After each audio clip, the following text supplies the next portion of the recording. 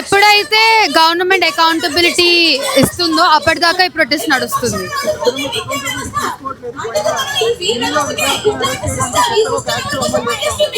I can't hear you. ఎవరిని protesters నా ఎందుకు చేస్తారు అంటే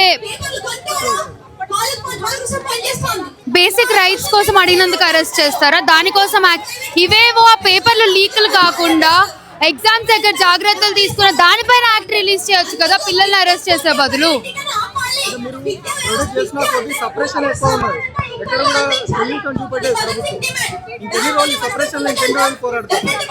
ఆ సప్రెషన్ నుంచి బయటకు వచ్చేదాకా పోరాడతాం until we suppress the government, because unless we be suppressed by them, accept the suppression, వాళ్ళు ఇలానే అధికారం చెలాయిస్తూ ఉంటారు.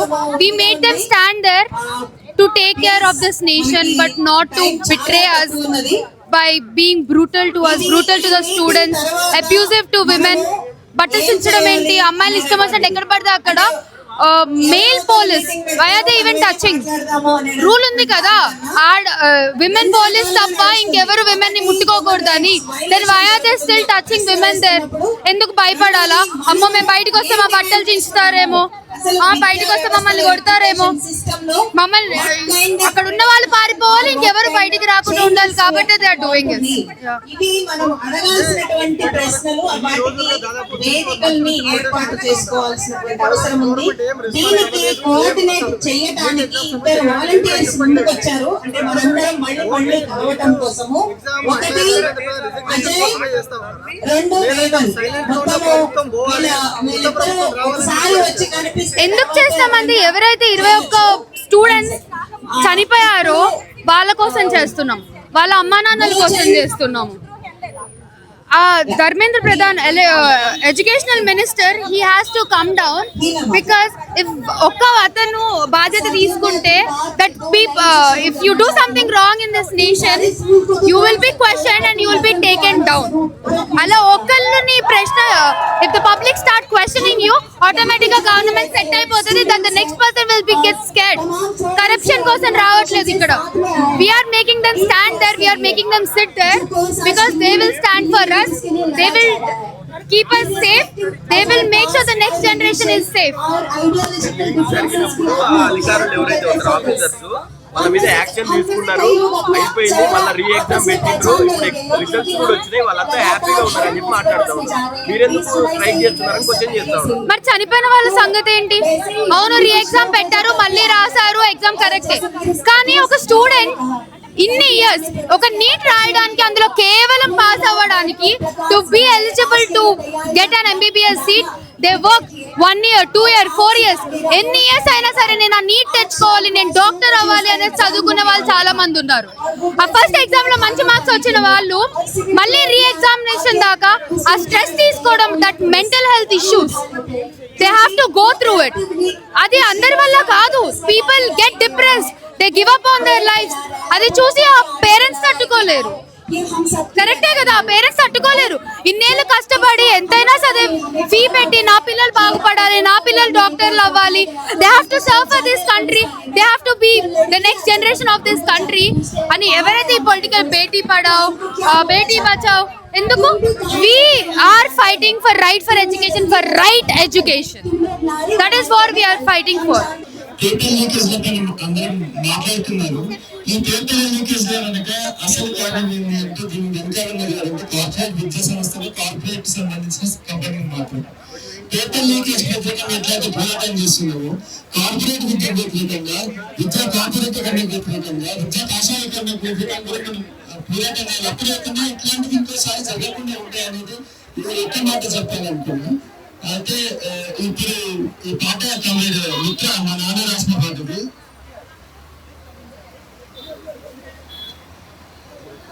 చోద్యమెట్ల చూస్తారో విద్యామంత్రి గారు, చోద్యమెట్ల చూస్తారో విద్యామంత్రి గారు, చోద్యమెట్ల చూస్తారో విద్యామంత్రి గారు, చోద్యమెట్ల చూస్తారో విద్యామంత్రి గారు. లక్షలాది విద్యార్థుల భవిత తెలుసుకోరు, లక్షలాది విద్యార్థుల లక్షలాది విద్యార్థుల భవిత తెలుసుకోరు.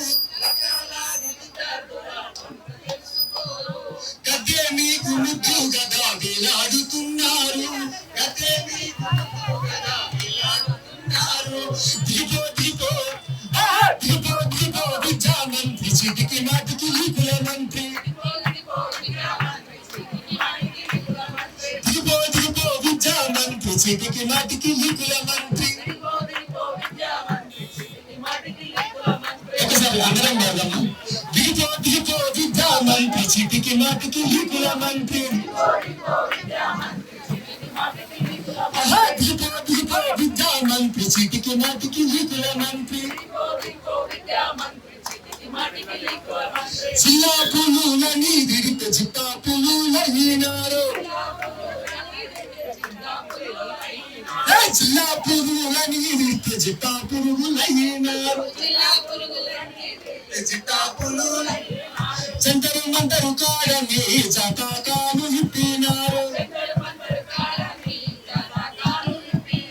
ఎంతకాలం ముంచుతారు ఎంతకాలం ఎలుతారు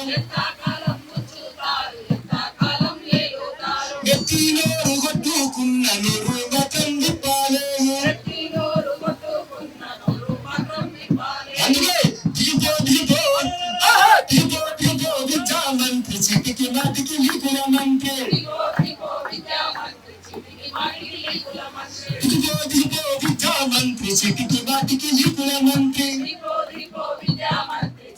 మాటికి లీకుల మంత్రి కార్పొరేట్లు కూడుతారు ప్రశ్న పత్రాలమ్ముతారు కార్పొరేట్లు కూడుతారు ప్రశ్న పత్రాలమ్ముతారు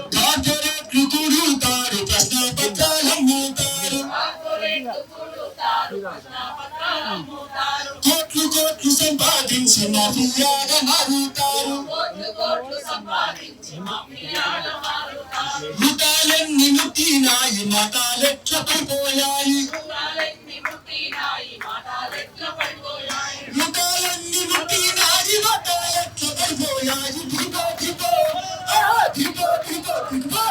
దిగో విద్యా మంత్రి చీటికి మాటికి లీకుల దిగో విద్యా మంత్రి చీటికి మాటికి లీకుల మంత్రి దిగో విద్యా మంత్రి చీటికి మాటికి లీకుల మంత్రి. Read out. So this kavita title is that Prajaswamyam ku Raktam. So Prajaswamyam Raktam. కనపడలేరా పిల్లలు వినపడలేవా ఆర్తనాదాలు మా చదువుతో నీకు ఏంటి ఆట అని అడిగినందుకు ఇదా నువ్వు ఇచ్చే జవాబు. ప్రజల అశ్రులతో తగిలిన గాయాలతో నెత్తులు పగిలిన మా అరుపులు ఆగవు, మా సంకల్పం చెదరదు. ఏమి చూసుకొనిరా నీకు ఇంత పొగరు, పదవి చూసుకొని విర్రవీగుతున్నావే, మేము లేకుండా నీకు పెదవేళ్ళారా? మహా అంటే టియర్ గ్యాస్ వదులుతావు, కొడతావు, పారిపోతావు లేదా పరిగెత్తిస్తావు, కానీ మమ్మల్ని ఎలా ఆపుతావు? ప్రజాస్వామ్యం రక్తపు కుర్చీలో ఎంతకని నిలిచిపోతావు? ఇది కొత్త భారతదేశం, నా దేశం. ఇది నా యువతతో రచించే ఈ భారతదేశంలో ప్రజాస్వామ్యాన్ని రక్షించుకుంటాం, బ్రతికించుకుంటాం. మా తండ్రి బాబా సాహెబ్ అడుగుల్లో అడుగేసి ధర్మప్రద నీ పతనం చూస్తాం, నీ పతనం రాస్తాం. జై భీమ్! సమాధానం చెప్తే సరిపోతుంది అంటే ఒక చిన్న ప్రశ్న చేస్తేనే తట్టుకోలేకపోతుంది బీజేపీ పార్టీ. కాబట్టి వీళ్ళు 3 దఫాలుగా అధికారంలోకి వచ్చారు ఫ్రెండ్స్. ఒక దఫాలో మొత్తం యంత్రాంగం మొత్తం కూడా వాళ్ళకి అనుకూలంగా మార్చుకున్నారు. 2వ దఫాలో అనుకూలంగా మార్చుకునే యంత్రాంగంతో చట్టాలు చేపించారు. 3వ దఫాలో ఆ చట్టాలు ఇంప్లిమెంట్ చేస్తా ఉన్నారు. అందులో భాగంగానే రైతుల 3 చట్టాలు తీసుకొస్తే రైతాంగం దాన్ని ఓడించింది. 300 మంది రైతులు అమరత్వం చెందారు, దాన్ని ఓడించారు. ఇప్పుడు విద్యార్థుల దగ్గరకు వస్తా ఉంది. ఇది పేపర్ లీక్ అయి మాత్రం పరిమితం కాదు, ఈ దేశ భవిష్యత్తు సంబంధించిన ప్రశ్న. కాబట్టి ఖచ్చితంగా మోడీని మనం ఓడించేందుకు మనం ప్రతిజ్ఞ తీసుకోవాలని చెప్పేసి పీడిఎస్ విద్యా సంఘం మీ అందరికీ కూడా అప్పీల్ చేస్తా ఉన్నాం. రేపు స్టేట్ వైడ్ విద్యా సంస్థల బంద్ కూడా పిలుపునిచ్చాం. కాబట్టి ఖచ్చితంగా మోడీని ఓడించాలి, వారి విధానాలను ఓడించాలి. అప్పుడు మాత్రమే దేశం బతుకుతుందని చెప్పి సందర్భంగా తెలియజేస్తూ ప్రాణాలను అర్పిస్తాం, మోడీని గద్దె దింపుదాం అని చెప్పేసి. ఇక్కడ ఉన్న ఎంత మంది మంత్లీ రీఛార్జ్ చేసుకుంటున్నారు?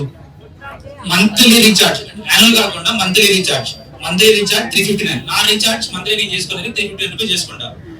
1 year బ్యాక్ ఇదే రీఛార్జ్ 299 ఉండేది. కట్ 1 year తర్వాత 399 అయింది. ఈ 399 గ్యాప్ లో లైఫ్ లిమిట్ ఏమైనా పెరిగిందా, కాస్ట్ ఆఫ్ లివింగ్ తగ్గిందా? సేమ్ రేంజ్ ఉంది కదా, అది అలానే ఉంచండి. అట్ ద సేమ్ టైం నేను షర్ట్ కొంటా, tax.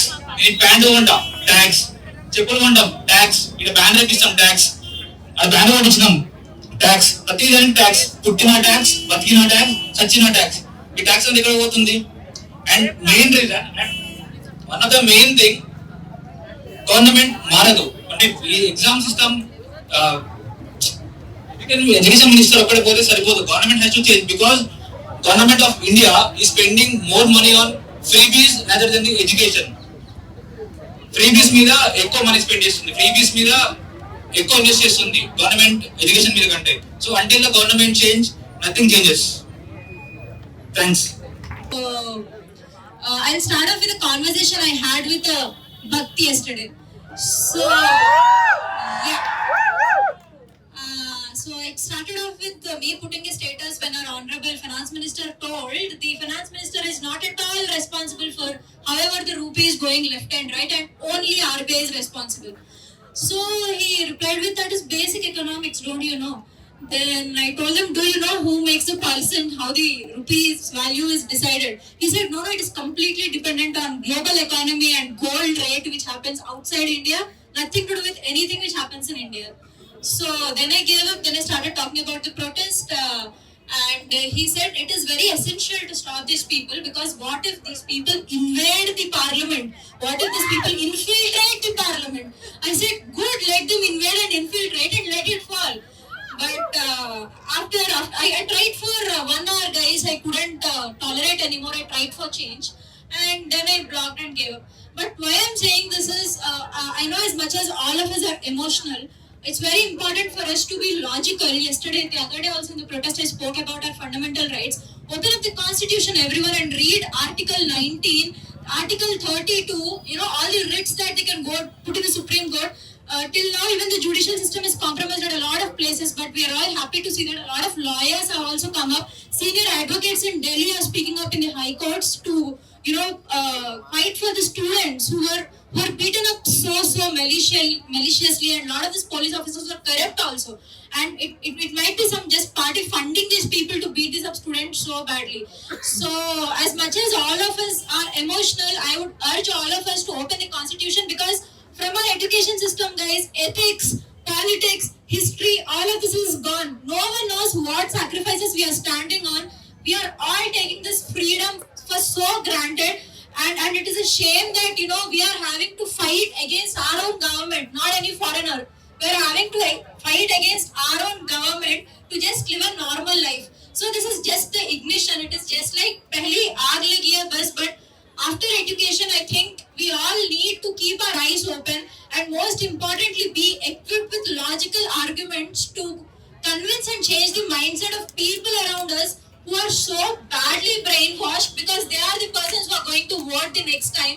It's so very important. Please come up with logical arguments and try to change these people and ultimately change the government. Thank you. Jai Hind. Paper leakage అనేది వాళ్ళు ఎంతో కష్టపడి intermediate first year నుంచి second year 2 సంవత్సరాలు కష్టపడి చదివి, దాని తర్వాత మళ్ళీ సీట్ రాకపోతే లాంగ్ టర్మ్ తీసుకొని మళ్ళీ 1 సంవత్సరం కష్టపడి 3-4 సంవత్సరాల టైం వేస్ట్ చేసుకొని విద్యార్థులు వాళ్ళ జీవితాలతో ఆడుకోవడం ఈ పేపర్ లీక్ అవ్వడం అనేది. యాక్చువల్ గా వాళ్ళకి 10 సంవత్సరాలు జైలు శిక్ష, 1 కోటి రూపాయలు జరిమానా అని పెట్టారు, కానీ అది కాదండి కావాల్సింది. వాళ్ళు ఇమీడియట్ గా ఎవరైతే పేపర్ లీక్ చేయడానికి వాళ్ళు బాధ్యులైతున్నారో వాళ్ళని ఉరి తీయాలి. అసలు ఇంకొకసారి పేపర్ లీక్ చేయాలి అంటే. అయితే ఇక్కడికి నేను ప్రధానంగా వచ్చింది ఎందుకంటేనండి, మన దేశం మొత్తం మీద 136,000 సీట్లు మాత్రమే ఉన్నాయి ఎంబీబీఎస్ సీట్లు. కానీ దగ్గర రాసే వాళ్ళు 23 లక్షల మంది వరకు ఉంటున్నారు ప్రతి సంవత్సరం. అంటే ఈ 136,000 మెరిట్ స్టూడెంట్లు ఈ సీట్ సాధించుకోగలిగితే ఇంకా 20 లక్షల పైన మంది ఓన్లీ ఎంబీబీఎస్ కోసం నీట్ రాసిన వాళ్ళే ఉంటే, ఇంకా ఇంజనీరింగ్ రాసిన స్టూడెంట్లు వీళ్ళందరూ మన విద్యా వ్యవస్థ ప్రక్షాళన కావాలి. ఎట్లా అంటే ఒక డిగ్రీ కాలేజ్ నుంచి కానీ ఒక యూనివర్సిటీ నుంచి కానీ ఒక విద్యార్థి బయటికి వస్తున్నాడు అంటే, ఆ విద్యార్థి స్కిల్ లేకుండా బయటికి వచ్చాడు అంటే ఆ విద్యా వ్యవస్థ, ఆ యూనివర్సిటీది, ఆ కాలేజీది తప్పు. ఆ విద్యా వ్యవస్థ, ఆ యూనివర్సిటీ ఆస్తుల్ని, ఆ యూనివర్సిటీలో చదువు చెప్పే లెక్చరర్లు అప్పటి వరకు జీతాలు తీసుకుంటారు కదా, వాళ్ళ జీతాలని జప్తు చేయాలి. అది విద్యార్థుల భవిష్యత్తు కోసం ఉపయోగించాలి. అప్పుడే ఇప్పుడు మనకి ఇన్ని లక్షల మంది సంవత్సరానికి బయటకు వస్తున్నారు ఇంజనీరింగ్ నుంచి, నీట్ నుంచి. ఇన్ని లక్షల మంది జీవితాలు తర్వాత ఏమైపోవాలి? ఇప్పుడు ఇంజనీరింగ్ లో అయినా కొంతమందికే వాళ్ళ జీవితాలు బాగుపడేది, మెరిట్ స్టూడెంట్లకే. కానీ ఆ మెరిట్ స్టూడెంట్లుగా తయారు చేయాల్సిన ఇది బాధ్యత ఆ విద్యా వ్యవస్థ ఉంది. అయితే ధర్మేంద్ర ప్రధాన్ గారిని ఇంతమంది విద్యార్థులు రాజీనామా చేయండి చేయండి అంటే నైతిక బాధ్యత వహించండి. మీకేమైంది? ఏం పోయిందండి? మీకేమన్నా పదవులు మీకు వచ్చింది, మీకేమన్నా శాశ్వతంగా ఉండటానికి కాదు కదా. ఒక నీతిగా నిజాయితీగా మీరు పదవులు చేయండి. ఆ నీతి నిజాయితీ మీ కింద వాళ్ళు ఎవరైనా తప్పు చేశారు అంటే ఆ బాధ్యతను కూడా మీరే తీసుకోండి. దానికి బాధ్యత వహిస్తూ దానికి రాజీనామా చేయండి.